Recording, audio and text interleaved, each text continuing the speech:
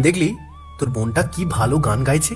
আমি নিশ্চিত তোর এই বোনের যদি চোখে দৃষ্টি থাকতো তাহলে তোর বোন বিশ্বজয় করে আসতে পারতো। ঠিক কথাই বলেছিস রে। আমার বোনের কোনো দিক থেকে কোনো কমতি নেই। রূপ গুণ সব দিক থেকেই ঠিক আছে, শুধুমাত্র চোখের দৃষ্টিটুকুই নেই। তাই বলে তো তোর বোন থেমে থাকেনি না, পড়াশোনা থেকে শুরু করে সব কিছু শিখেছে। বাড়ির এমন ধরনের কোনো কাজ নেই যা তোর বোন অনায়াসে করতে পারে না। এমন গুণ কতজনের আছে বলতো? অনেকে তো সুস্থ সবল থাকার পরেও এত এত কাজবাজ জানেই না। তুই আমার বোনের কথা আমাকেই বলছিস? আমি সারা দিন রাত 24 ঘন্টা ওর আশেপাশেই থাকি। আমাকে তোর শেখাতে হবে না। আরে আমি তোকে শেখাতে যাব কেন? আমি তো তোকে শুধুমাত্র বললাম, আমি কি তোকে বলতেও পারবো না? বলতে পারবি না কেন? তবে এমন ভাবে বলছিস মনে হচ্ছে অন্য কিছু। কিরে, কিছু ঘটেছে নাকি? দূর, কি যে বলিস না। কি আর ঘটবে? ওকে সেই ছোটবেলা থেকে দেখে আসছি, এখন কতটা বড় হয়ে গেছে। অতটাও ছোটবেলা থেকে নয় কিন্তু। আমরা কিন্তু সমবয়সী, বুঝলি তো? যাক, ওসব নিয়ে মাথা ঘামানোর কোনো প্রয়োজন নেই। তুই তোর জীবন নিয়ে ভালো থাক, এটুকুই আশা করি।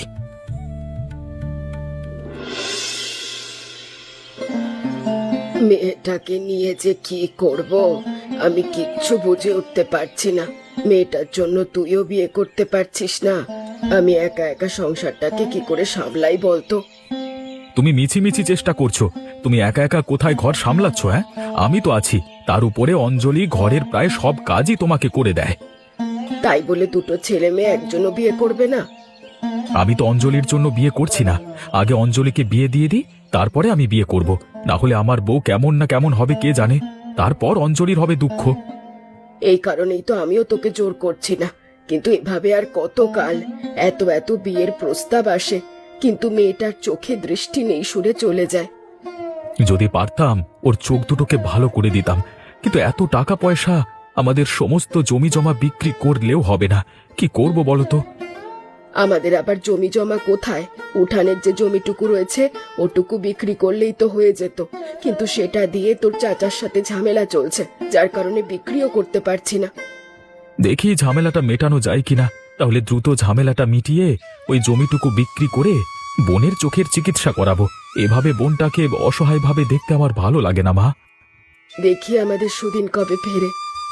আমার বন্ধু বিক্রম মনে হয় অঞ্জলিকে খুব পছন্দ করে, কিন্তু অঞ্জলি অন্ধ হওয়াতে আমি চাই না ওর মাথায় বোঝা করে চাপিয়ে দিতে। না না বাবা, তার দরকার নেই। আমার মেয়ের আগে চোখ ভালো হোক, তারপর যে পাত্র পাবো তার সাথে বিয়ে দেব।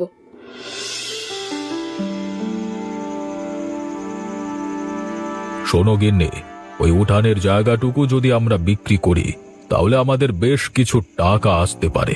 সেই টাকা দিয়ে আমরা কিন্তু আমাদের দোকানটাকে বড় করতে পারবো। তো এসব আমাকে শোনানোর কারণ কি? এসব গিয়ে ওদের কাছে বলো না। তোমার আদরের ভাইয়ের ছেলে মেয়েরা তো এই উঠোনের ভাগ কোনোভাবেই ছাড়বে বলে মনে হয় না। নাচ হারলে কিভাবে কেড়ে নিতে হয় সেটাই আমি এবার দেখাবো। এতদিন অনেক ভালোভাবে বুঝিয়েছি, এখন যখন ওরা বুঝতে চাইছে না, তখন এবার আমি জোর করেই হাতিয়ে নেব। ওরা কখনোই দেবে না। উঠানে একটা পেয়ারা গাছ আছে না, ওই পেয়ারা গাছটা হলো ওই অন্ধ মেয়েটার পরাণ। তাই ওই পেয়ারা গাছ কাটবেও না, আর ওই জায়গা আমাদেরও কোনোদিনও হবে না, বুঝলে তো? তাই নাকি? তাহলে ওই পেয়ারা গাছটিকেই আগে কেটে ফেলতে হবে। আমি সেটাই করব। আগামী কালকেই লোকজন ভাড়া করে নিয়ে ওই পেয়ারা গাছটাকে আগে কেটে ফেলবো। বেশ, তাহলে সেই কথাই রইলো। আগে ওই পেয়ারা গাছটাকে কাটবো, তারপর ওই জায়গা আমরা নিজেরা করে নেব। জায়গা নিজেদের করে নিয়ে যত দ্রুত সম্ভব জায়গাটা বিক্রি করে দেব। হাতে অনেক পয়সা আসবে গো। আমি তো সে কথাই বলছি, চিন্তা করো না তুমি, সব কিছু ঠিকঠাক হবে। তুমি শুধু আমাকে কিছুটা সময় দাও। সব কাজ তো আর তাড়াহুড়ো করে হয় না, কিছু কাজ পরিকল্পনা করে তারপর আগাতে হয়। ঠিক আছে ঠিক আছে, তোমার উপরে না হয় আমি ভরসা করলাম। দেখি তুমি কবে এই কাজে সফল হও। তবে মনে রেখো, উঠানের ওই জায়গাটুকু কিন্তু আমার চাই, মানে চাই। না হলে কিন্তু আমি তোমার সাথে ঘর করব না, এই বলে দিচ্ছি। কিরে, তোকে তো এখন আর তেমন দেখাই যায় না। সারাদিন কি ওই অরুণের বাড়িতে পড়ে থাকিস নাকি? তোর কি জীবনে আর কোনো কাজ বাজ নেই? আমার আর কি কাজ থাকবে বলো? আমি একটা বেকার মানুষ, আমি ঘুরিয়ে ফিরে খাই, এই তো। সেটা না বলে অন্য কথাও তো বলতে পারিস। এটা বলতে পারিস না যে অরুণের বোনটাকে তোর বেশ পছন্দ, সেই বোনটাকে রেখে অন্য জায়গায় কাজে যেতে মন চায় না। ছি, এসব কি লজ্জার কথা বলছিস? এসব কথা বলে নাকি মানুষ? ও বাবা, আপনার আবার লজ্জা আছে? আপনার এই কথা গ্রামের সমস্ত মানুষ জানে ভাই, আর আপনি লজ্জা পাচ্ছেন? সবাই তো আপনার অগোচরে এসব কথাই বলে বেড়ায়। অগোচরে বললে বলবে, তাতে তো আমার আর লজ্জা লাগবে না, কিন্তু এভাবে প্রকাশ্যে বললে আমার তো অবশ্যই লজ্জা লাগবে, তাই না? আর লজ্জা লাগিয়ে কি হবে বলো? মেয়েটা তোকে মনে হয় না পাত্তা দেবে। তোর যে চোরের মতো চেহারা, তা যদি ওর দৃষ্টি ফিরে আসে এবং তোকে দেখতে পায়, তোর সাথে কোনোদিন কথাও বলবে না, পাত্তাও দেবে না। হ্যাঁ, বলতে হবে না রে, ও ভালো একটা বর পাক, সংসার করুক, এটাই আমি চাই। এর মধ্যেই ত্যাগী মানুষ হয়ে গেলি। এত প্রেম এত ভালোবাসা আসে কোত্থেকে রে?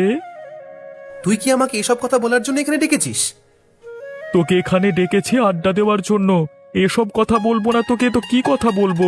অন্য কোনো বিষয় আমি খুঁজে পাচ্ছি না আড্ডা দেওয়ার জন্য। তাই বলে তোকে এই কথাই ওঠাতে হবে?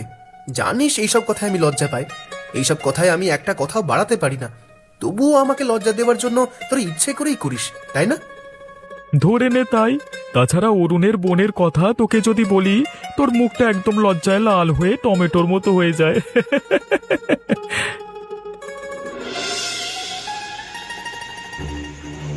শোনো মশাই, খুব ধীরে ধীরে কাজ করবে, যেন কোনো শব্দ না হয়।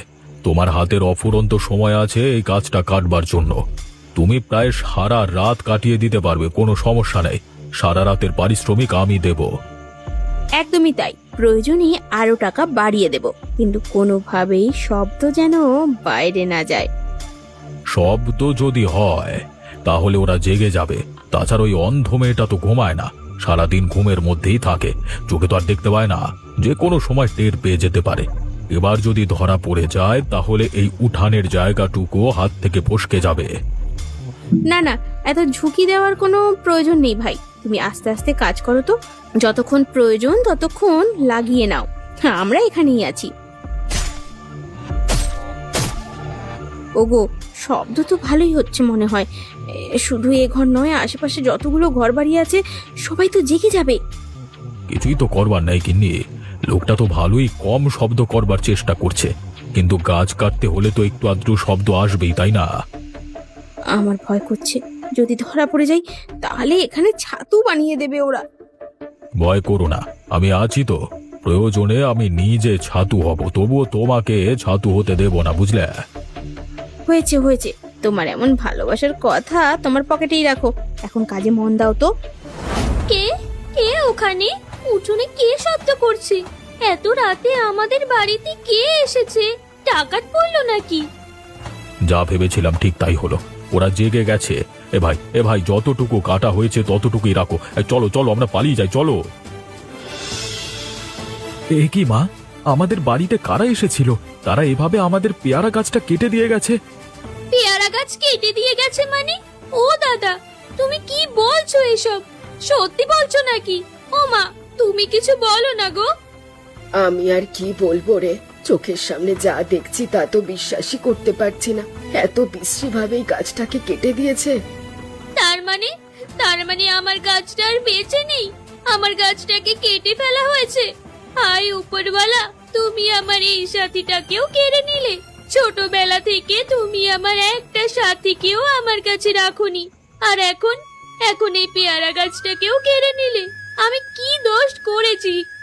কাঁদিস নে বোন, কাঁদিস নে, আমি তোর জন্য আরেকটি পেয়ারা গাছ এনে লাগিয়ে দেব। না না না, ওই গাছটাই আমার প্রয়োজন। ছোটবেলা থেকে ও আমার সাথী ছিল, আমি কত কিছু এই গাছটার সাথে ভাগাভাগি করেছি। আমার সুখ দুঃখ সব কিছুর ভাগিদার এই গাছটা। আমরা আর কি করতে পারি বলো? আমরা তো আর জানতাম না এমনটা হবে। আর তাছাড়া কারা এমন কাজ যে করেছে? আমিও সেটা বুঝতে পারছি না। আমরা কাদের এত ক্ষতি করেছিলাম যে তারা আমাদের এত বড় একটা ক্ষতি করে দিয়ে গেল? তারা কি লাভ পেল বলো তো? আমি আমার গাছটাকে ফেরত চাই। আমি আমার গাছটাকে ছাড়া কখনোই বাঁচতে পারবো না। আমি আমার সখীকে খুব ভালোবাসি, তোমরা দয়া করে ওকে আমার কাছে এনে দাও, দয়া করো।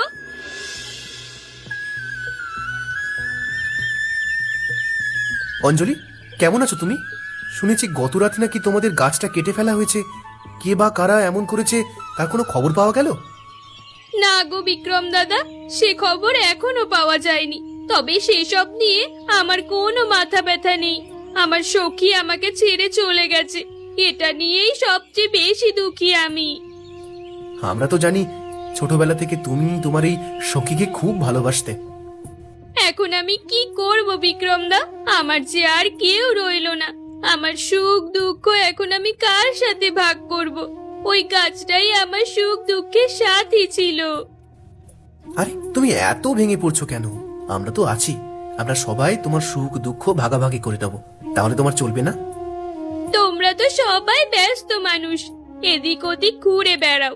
আমি তো আর ঘুরে বেড়াতে পারি না, আমি তো চোখেই দেখি না। আমি সারা দিন ওই গাছের সাথেই কথা বলতাম। তোমাদের হাতে তো আর এত সময় নেই। কে বলেছেন এই আমি তো বেকার? দেখো না, আমি গ্রামে কত কত ঘুরে বেড়াই, সেখানে ঘুরে না বেরিয়ে তোমার পাশে বসে থাকবো। তুমি না হয় তোমার সুখ দুঃখ সব আমার সাথে ভাগাভাগি করে নেবে। সেটা আবার হয় নাকি? গ্রামের মানুষ খারাপ বলবে। এমনিতেও গ্রামের মানুষজন আমাকে দেখতে পারে না। আমার সাথে থাকলে তোমারও আবার একটা কলঙ্ক হয়ে যাবে। হলে হোক, ও সব কলঙ্কে আমি ভয় পাই না। সেটা সময় বলে দেয়। থাক বিক্রম দা, বাস্তবতা তো মেনে নিতেই হবে। আমার সাথী আমাকে ছেড়ে চলে গেছে, এটা আমাকে মানতেই হবে, সে যতই কষ্ট হোক না কেন। এই তো, এবার তুমি সঠিকটা বুঝতে পেরেছো। এটা উচিত, বাস্তবতাকে সব সময় মেনে নিতে হয়। চাচা, ও চাচা, আপনি কোথায় গেলেন? বেরিয়ে আসুন, একটু কথার প্রয়োজন আছে। এই জমির ব্যাপারে একটু কথা বলবো আপনার সাথে। কি হলোটা কি? এত চেঁচামেচি করছো কেন? জমির ব্যাপারে আবার কি বলতে এসেছো? আমি কিন্তু এই জমি ছাড়বো না। ছাড়বেন কি ছাড়বেন না সেটা তো পরে দেখা যাবে। আগে এই জমির একটা সুরাহা তো হওয়া উচিত। এভাবে আর কতদিন ঝুলিয়ে রাখা যাবে? হ্যাঁ, আমিও সেটাই চাই। হয় তোমাদের হবে জমি, না হয় আমাদের হবে জমি। এভাবে ঝুলিয়ে রাখা উচিত হবে না। আপনি তো জানেন, হয়তো গতকাল রাতেই আমাদের পেয়ারা গাছটা কেটে ফেলা হয়েছে। এখন আমি চাইছি আরো বেশ কিছু পেয়ারা গাছ লাগাতে। এখন আপনি বলুন। না না, কোনো পেয়ারা গাছ লাগানো চলবে না। ওটা কি তোমার নিজের জায়গা নাকি? ওই জায়গার সাথে আমারও জায়গা জড়িত আছে। আগে সিদ্ধান্ত নেওয়া হোক ওই জমি কার, তারপর গাছ লাগাতে পারবে। ও আচ্ছা, এই ব্যাপার। ঠিক আছে চাচা, আপনি কোনো চিন্তা করবেন না। এবার একটা সুরাহা অবশ্যই হবে। এবার আপনি জমি পান কিনা আমি সেটাই দেখব। এখানে দেখবার কি আছে? জমি যে আমি পাবো সেটা তো আমি নিশ্চিত, কারণ এটা আমার বাপদাদার জমি। আপনিও ভুলে যাবেন না, এটা আমারও বাপদাদার জমি। যতটুকু অধিকার আপনার আছে ততটুকু অধিকার আমারও আছে। সেটা দেখাই যাবে। অপেক্ষা করে বসে থাকো, তারপর দেখো শেষ হাসিটা কে হাসে। একটা কথা কি চাচা জানেন, এখন আপনি মনে মনে বেশ হাসছেন, তবে শেষ ভালো যার সব ভালো তার, জানেন তো?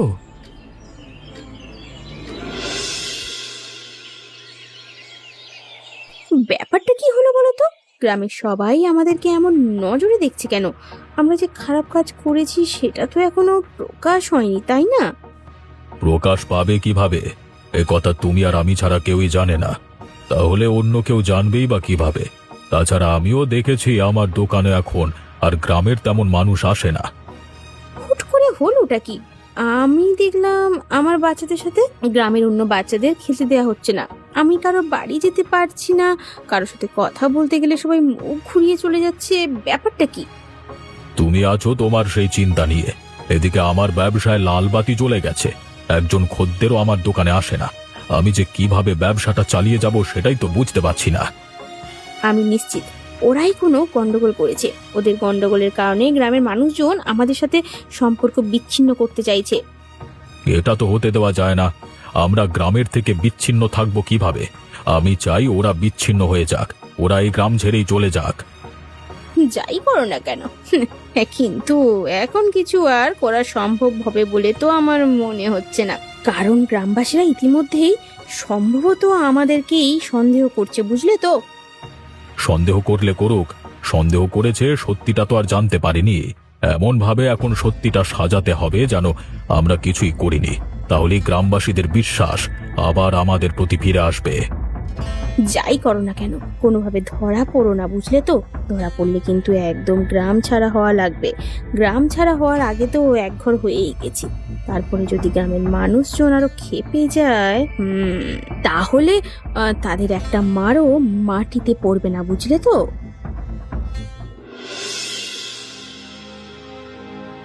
ডাক্তারবাবু, কি দেখলেন বলুন তো? বোনটার হঠাৎ করে কি এমন হয়ে গেল? ওর মাথায় এত যন্ত্রণা হচ্ছে কেন? দেখুন, আপনারা খুব দেরি করে ফেলেছেন। ওর চোখের চিকিৎসা অনেক আগেই করতে হতো। ও শুধু অন্ধই নয়, চোখের সাথে ওর মস্তিষ্কের কিছু সমস্যা হয়েছে। তাহলে আমরা এখন কি করতে পারি? আমার বোনকে কোনোভাবেই কি ঠিক করা সম্ভব হবে না? অবশ্যই সম্ভব হবে। এখনো যদি চান তাহলে মস্তিষ্ক সহ আপনারা চোখটাকেও ভালো করতে পারেন, তবে সেটা বেশ কিছু টাকার প্রয়োজন, টাকার প্রয়োজন হতে পারে। টাকার প্রয়োজন হলে হোক, সেটা নিয়ে আপনি চিন্তা করবেন না। কত টাকা লাগবে সেটা আপনি আমাদেরকে জানিয়ে দেবেন। আপনি সবকিছুর ব্যবস্থা করেন। কি বলছিস তুই? এতগুলো টাকা তুই কোথায় পাবি? আমাদের অবস্থাটাও তো দেখতে পাচ্ছিস। উঠানের জায়গাটুকু ছাড়া আমাদের আর কোনো জায়গা জমিও নেই যে বিক্রি করে বোনটার চোখের চিকিৎসা করাবো। দেখ ভাই, আমার এই পৃথিবীতে তোরা ছাড়া কেউ নেই, অথচ আমার এত জায়গা জমি দিয়ে আমি কি করব? এখন যখন সময় এবং সুযোগ দুটোই এসেছে, তখন আর বসে থাকা উচিত হবে না। তাহলে কি ডাক্তারকে সবকিছু ঠিকঠাক করতে বলবো? অবশ্যই বলবি। এখনো সেটা তুই আমাকে জিজ্ঞেস করছিস? যত টাকা লাগে সব আমি দেব, তবুও অঞ্জলিকে ঠিক করে ফেল। তাহলে ডাক্তারবাবু, আপনি সবকিছুর ব্যবস্থা করুন। আপনি আমার বোনটাকে সুস্থ করে দিন। যত টাকা লাগে আমরা দিতে রাজি। বেশ, তাহলে টাকাগুলো জমা করে দেবেন, আমি বাকি কিছু ব্যবস্থা করে ফেলছি। হ্যাঁ, গ্রামের সবাই আবার আমার বাড়িতে এলো কেন আমি তো বুঝতেই পারছি না। একবার গ্রামের সবাই আমার সাথে সম্পর্ক বিচ্ছিন্ন করে দিচ্ছে, আবার একবার নিজেরাই আমার বাড়িতে এসে হাজির হচ্ছে। আপনার বাড়িতে যে কিসের জন্য হাজির হয়েছি এবার আপনি ভালোভাবে টের পাবেন। আমি তোমার কথা আর আগা মাথা কিছুই বুঝতে পারছি না। তোমরা এমন কেন করছো আমার সাথে? আপনার সাথে এমন করব না তো আপনাকে মাথায় তুলে নাচবো? যখন খারাপ কাজ করেছিলেন তখন মাথায় ছিল না? আপনি কেন শয়তানি করে অরুণদের পেয়ারা গাছ কেটে ফেলেছিলেন? হ্যাঁ, আশ্চর্য, আমি আবার খারাপ কাজ করলাম কখন? তোমরা এত বানোয়াট কথা শিখেছো কোত্থেকে বলো তো? পরিবার তোমাদের ভালো শিক্ষা দেয়নি? হ্যাঁ, পরিবারের কথা দয়া করে বলবেন না। আমার পূর্বপুরুষেরা ভালোই ছিল, এর মধ্যে আপনি একটা জঘন্য মানুষ তৈরি হয়েছেন। তাহলে পরিবারের কথা না আনাই ভালো। এখন আপনারাই বলুন এদের কি শাস্তি দেওয়া উচিত? এনারা তো এখনো স্বীকার করলোই না যে ওরা কোনো দোষ করেছে। আমরা শাস্তি দেব কিভাবে? যদি শাস্তি না দেয় তাহলে ওই যে ওনার ঘরে রাখা গাছ কাটার যন্ত্রটা আছে না, ওটা দিয়ে ওনার মাথায় আমি ফেলে দেব। যেমন ভাবে গাছটা কেটে ফেলেছিল ওরা, সেইভাবেই কেটে যাবে। তাহলে আয়, দাঁড়িয়ে আছিস কেন? তোর কি মনে হয় এনারা স্বীকার করবে? তুই গিয়ে নিয়ে আয়। কোনো কিছু আনবার দরকার নেই। আমি স্বীকার করছি খারাপ কাজটা আমি করেছি। তোমরা সবাই আমাকে ক্ষমা করে দাও। আপনি যেহেতু স্বীকার করেই ফেলেছেন তাহলে আপনাকে তো অবশ্যই শাস্তি পেতে হবে। আমাদের গ্রামে এমন ধরনের কোনো অন্যায় কাজের কোনো ঠাঁই নেই। আজকে থেকে আপনারা এক ঘরে হয়ে থাকবেন। গ্রামের সবার সাথে আপনাদের সম্পর্ক বিচ্ছিন্ন হলো। তোমার মতো লোকের সাথে আমি আর ঘর করতে পারবো না। আমি তোমার এই সংসার ছেড়ে তোমাকে ছেড়ে চলেই যাব। আশ্চর্য, তোমার আবার হঠাৎ করে কি হলো? সবাই দেখছি আমার সাথে সম্পর্ক বিচ্ছিন্ন করবার জন্য উঠে পড়ে লেগেছে। আমি যাব না তো কি করব শুনি? তোমার মতো মানুষের কাছে আমি কেন থাকবো?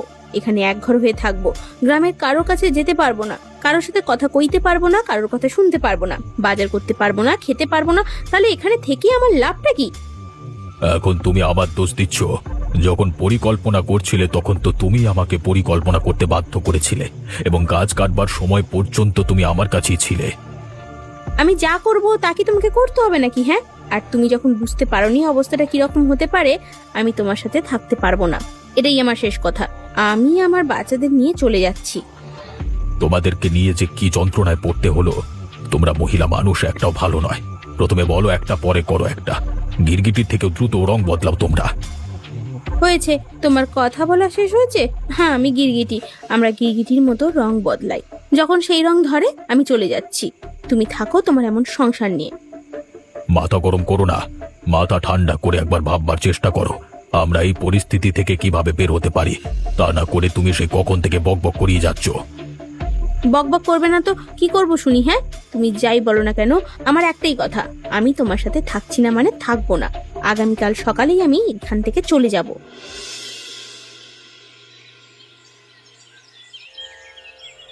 মা অঞ্জলি, তোর অবস্থা এখন কেমন? আগের থেকে একটু ভালো হয়েছে নাকি? কে? কাকা বাবু নাকি? আপনি এসেছেন আমাকে দেখতে? হ্যাঁ রে, এত অবাক হচ্ছিস কেন? আমি কি তোদেরকে দেখতে আসতে পারি না? আসলে কাকা বাবু, বাবা মারা যাওয়ার পর থেকে আমার মাথার উপরে এমন কোনো ছায়া ছিল না। আজ এত বছর পর আপনি আমাকে মা বলে ডাক দিলেন, তো তাই একটু অবাক না হয়ে পারলাম না। মনে হলো আমার নিজের বাবাই আমাকে ডাক দিয়েছে। দেখ, আমি কত অকৃতজ্ঞ একটা মানুষ। তোরা আমাকে বাবার মতো সম্মান করিস, কিন্তু আমি তোদেরকে কোনো দিন সন্তানের মতো দেখতে পারিনি। ওসব কথা বাদ দিন কাকা বাবু, ওসব কথা আমি মনে রাখিনি। আজকে আপনি একবার আমাকে মা বলে ডাক দিয়েছেন, তাতেই আমি সব কিছু ভুলে গিয়েছি। বিশ্বাস করুন। আসলে তোদের মতো মানুষ হয় না। আমি বাকিটা জীবন তোদের মাথার উপরে ছায়া হয়ে কাটিয়ে দিতে চাই। তুই আমাকে ক্ষমা করে দে মা। আপনার বিরুদ্ধে যদি কোনো ক্ষোভ আমার মনে জমা থাকে, তবেই তো আপনাকে ক্ষমা করতে পারবো, তাই না? কিন্তু আজকে আমার মনে আপনার জন্য কোনো রাগ অথবা ক্ষোভ জমা নেই। আমি ভালোভাবেই জানি আমার ওই পেয়ারা গাছটাকে আপনি কেটেছেন। আমি তো আপনার কণ্ঠস্বর এবং চালচলন সবকিছুই অনুভব করতে পারি। এত কিছু জানবার পরেও তুই কাউকে কিছু বলিসনি? কার বিরুদ্ধে বলবো? নিজের বাবার বিরুদ্ধে? আপনি তো আমার বাবার মতো। ওসব কথা বাদ দিন কাকা বাবু, আমি আপনাকে ক্ষমা করে দিয়েছি, আপনি আমাদেরকে ক্ষমা করে দেবেন। ঠিক আছে মা, আমিও তোদেরকে ক্ষমা করে দিয়েছি। আজকে থেকে আমরা আবার একত্রে বসবাস শুরু করব, যখন তোর বাবা বেঁচে ছিল ঠিক তেমন ভাবে। মা, দাদা, আমি সব দেখতে পাচ্ছি। আমি এখন সব দেখতে পাচ্ছি। তোমাদেরকে আমি দেখতে পাচ্ছি। আমি আলো দেখতে পাচ্ছি। এত বছর পর আমি সূর্যের আলো দেখতে পেলাম।